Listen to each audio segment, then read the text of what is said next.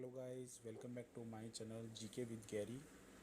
Please थोड़ा support कीजिए मेरे इस चैनल को भी। आज मैं आपको एक्सप्लेन करेगा ईवी व्हीकल्स के रिगार्डिंग, इलेक्ट्रिकल व्हीकल्स के रिगार्डिंग। मैं आपको इजी लैंग्वेज में आपको मैं शेयर करेगा ऑल डिटेल्स।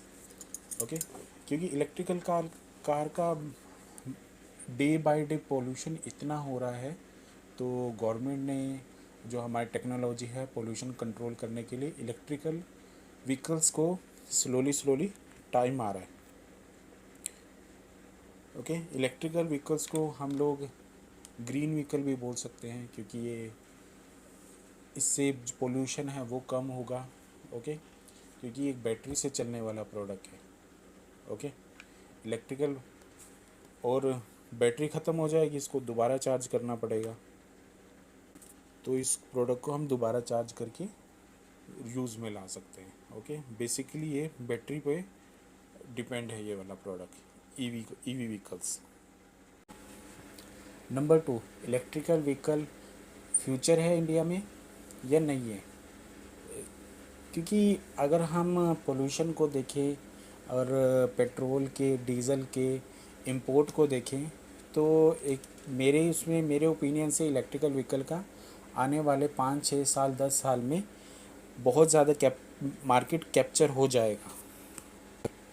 इलेक्ट्रिकल व्हीकल काम कैसे करता है? ओके, इलेक्ट्रिकल व्हीकल के अंदर एक 3 फेस मोटर होता है। आपको पता है 3 फेस मोटर बहुत पावरफुल होता है, जो कि एसी पावर से चलती है। ओके, तो कि जो कि बैटरी है उसके अंदर लिथियम बैटरी लगी हुई है, वो डीसी पावर को एसी में बदल के उसका यूज़ किया जाता है।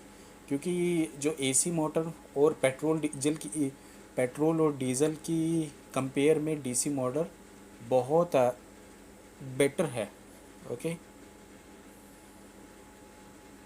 अभी जो एसी इंडक्शन मोटर हम यूज़ कर रहे थे, तो अभी धीरे धीरे आईपीएम सेंड्रम मोटर का यूज़ होने लग गया। सेंड्रम मोटर एसी इंडक्शन मोटर से 10 से 15% ज़्यादा पावरफुल है। ओके, जो कि इंडक्शन मोटर की हाई स्पीड पे ले जाने पर जो एसी मोटर ईएमएफ रेज होती थी, जो मोटर इफ़िशेंसी और टॉर्क को प्रभावित करती थी। ओके, यही कारण है कि आजकल सेंड्रम इलेक्ट्रिक मोटर का यूज़ होने लग गया। ओके, ये टॉपिक क्लियर हो गया दोस्तों कि इसमें बैटरी कैसे काम करती है, बैटरी को करंट कहाँ से मिलता है जिससे इंजन स्टार्ट होता है। ओके, इसमें होती है आईपीएम सेंड्रम मोटर, जो पहले यूज़ होती थी एसी इंडक्शन मोटर को रिप्लेस किया। हमारा तीसरा पॉइंट है इलेक्ट्रिकल कार का फ्यूचर। ओके, इंडिया में, क्योंकि इंडिया वर्ल्ड में 5th नंबर पे आता है ऑटोमोबाइल इंडस्ट्री में। ओके, अगर एक अनुमान लगाया जा रहा है 2030 तक नहीं तो 2032 तक इंडिया वर्ल्ड में नंबर 3 पे आ जाएगा ऑटोमोबाइल इंडस्ट्रीज़ में। और जैसे गवर्नमेंट ट्राई कर रही है ईवी को लेके आने के लिए, तो आने वाले इन सालों में ये ज़्यादा नहीं 40% तक सीजीआर बढ़ने का उम्मीद है सबको, कि हाँ इलेक्ट्रिकल ईवी ऑटोमोबाइल का सेल होगा। अगर हम वाइडली वर्ल्ड में, अगर ग्लोबली हम रिसर्च करते हैं, तो इलेक्ट्रिकल व्हीकल का मार्केट 25% 30% सीजीआर तक बढ़ रहा है। अगर हम स्टडी के हिसाब से चलते हैं, 2021 और 22 तक 40 मिलियन इलेक्ट्रिकल व्हीकल सेल हुआ था, और जो कि 2023 से पहले 2022 में 4.5 लाख ईवी सेल हुई थी कार्स। ओके, और 2020 और 2019 में सिर्फ 2 लाख सेल हुई थी। बिकॉज गाइस, जैसे जैसे इंडिया का पॉपुलेशन बढ़ रहा है, आपको पता है इंडिया वर्ल्ड में अब नंबर 1 पॉपुलेशन कंट्री है, तो इलेक्ट्रिकल व्हीकल्स का आना बहुत ज़रूरी है। इलेक्ट्रिकल व्हीकल्स अब गवर्नमेंट हाइड्रोजन पे भी कर रही है, हाइड्रोजन पे, हाइड्रोजन व्हीकल्स पे, तो उसका भी मैं आगे आपको नेक्स्ट वीडियो में बताएगा। हाइड्रोजन इंजन क्या है, कैसे काम करता है, उसका भी मैं आपको नेक्स्ट वीडियो में डिटेल देगा। जो ईवी वाला है, ईवी वाले में गाइस, पेट्रोल डीजल, हम जो कच्चा तेल क्रूड ऑयल है वो हम 80% इम्पोर्ट करते हैं। ओके, जो कि अगर हम इलेक्ट्रिकल व्हीकल का यूज़ करेंगे, जो कि हर साल पेट्रोल और डीजल का प्राइस बढ़ना तय है। ओके, ठीक है गाइज। अगर हम इलेक्ट्रिकल व्हीकल का यूज़ करेंगे तो इलेक्ट्रिकल अपने कंट्री में है, अपनी कंट्री में हमें इसको इंपोर्ट करने का ज़रूरत नहीं पड़ता। ओके, तो लाइक 70% हम प्राइवेट व्हीकल्स, 30% बसें, 40% या 50% थ्री व्हीलर की 80-90% हम मार्केट क्रॉस कर जाएंगे 2030 तक इलेक्ट्रिकल व्हीकल्स में। ओके, ये हमारी इकॉनमी के लिए भी अच्छा होगा क्योंकि हमें बाहर से पेट्रोल और डीजल कम इंपोर्ट करना पड़ेगा। हमारा नेक्स्ट टॉपिक रहेगा कार का प्राइस मार्केट, कार के प्राइस का मार्केट। अगर हम किसी भी कार का प्राइस की बात करें, उसकी जो टोटल ओनरशिप कॉस्ट का पता चलता है, ना कि परचेज कॉस्ट पर। ओके, किसी भी प्रकार की स्टार्टिंग की कॉस्ट होती है परचेज कॉस्ट। ओके, यदि हम कार का स्टार्टिंग कॉस्ट होती है जब हम कार को ख़रीदते हैं, तो उस समय ख़रीदने के बाद उसका खर्चे का पता लगता है। ओके, कैसे पता चलता है? एक फर्स्ट मेंटेनेंस कॉस्ट। अगर हम कार चलाएंगे तो उसको मेंटेन भी करना पड़ेगा, तो मेंटेनेंस कॉस्ट होगी है।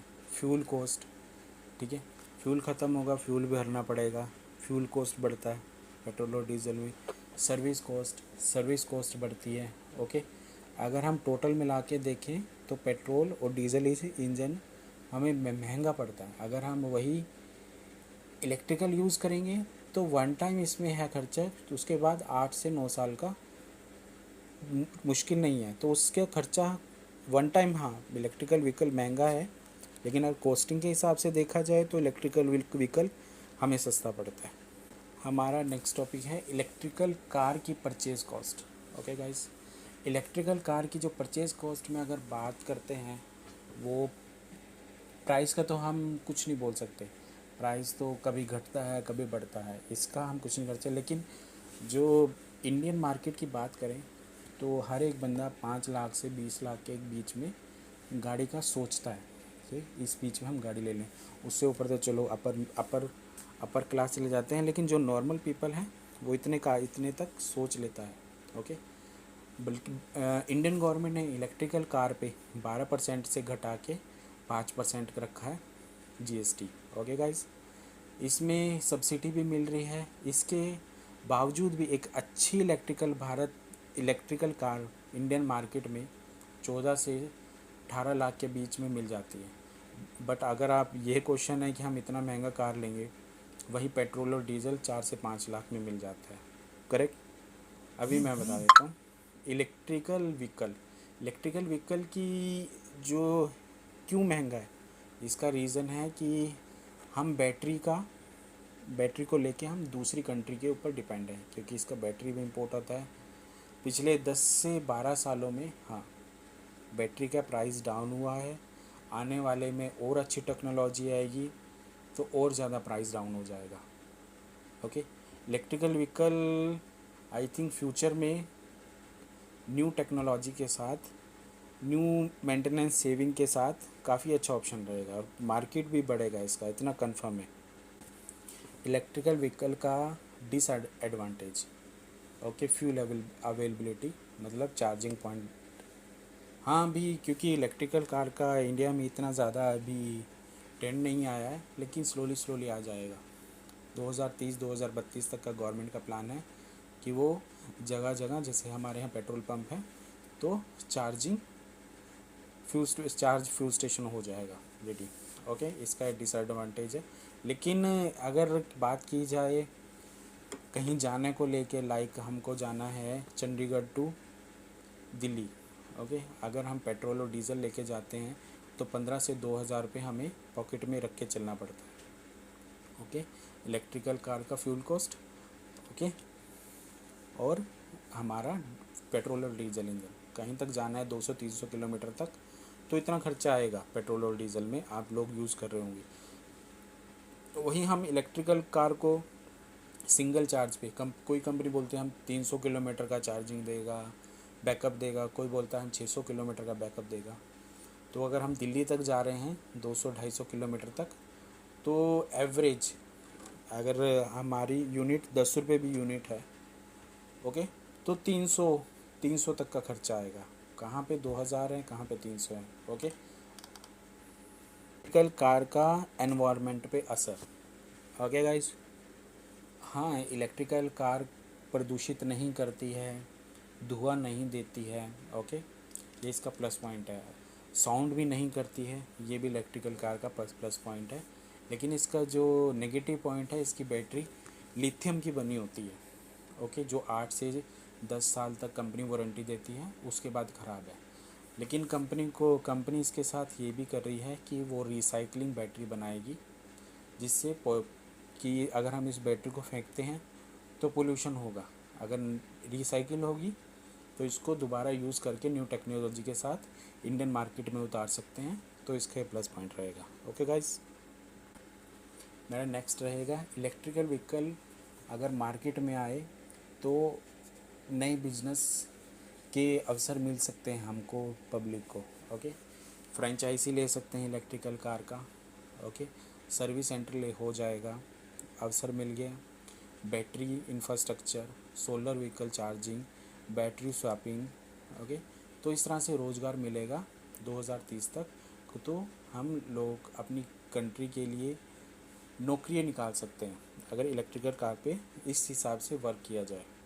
तो गाइज़, मेरी साइड से जो फाइनल वर्ड्स हैं वो भी मैं आपको बता देता हूँ। लेकिन गाइज़ प्लीज़ मेरे साथ चैनल को सब्सक्राइब कीजिए, कहीं मेरी इन्फॉर्मेशन में कोई मिस्टेक हो प्लीज़ मेरे को शेयर कीजिएगा।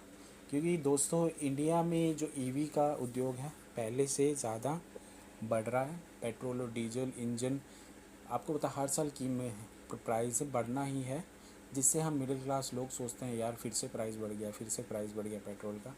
तो हमें अपनी जो मंथली है उसके हिसाब से चलना पड़ता है, ओके। कितना बिल है, कितना पेट्रोल आया, कितना राशन है, सब देखना पड़ता है।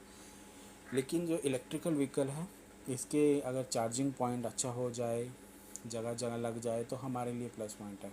क्योंकि देश, अपनी कंट्री में इलेक्ट्रिकल व्हीकल बनना शुरू हो गया और 2030 तक हमारा गवर्नमेंट का है कि 80 to 90% इलेक्ट्रिकल व्हीकल बना दे, इलेक्ट्रिकल व्हीकल्स का कंट्री बन जाए, ओके दोस्तों। तो दोस्तों, बस मैं यही बोलूँगा, अगर मेरी डिटेल्स आपको अच्छी लगी है तो प्लीज़ मेरे चैनल को सब्सक्राइब कीजिए और अपने दोस्तों के साथ शेयर कीजिए, प्लीज़ लाइक कीजिए। Thanks for watching and listening my audio and video, watching my video and listening my audio. Thank you. Please subscribe my channel GK with Gary।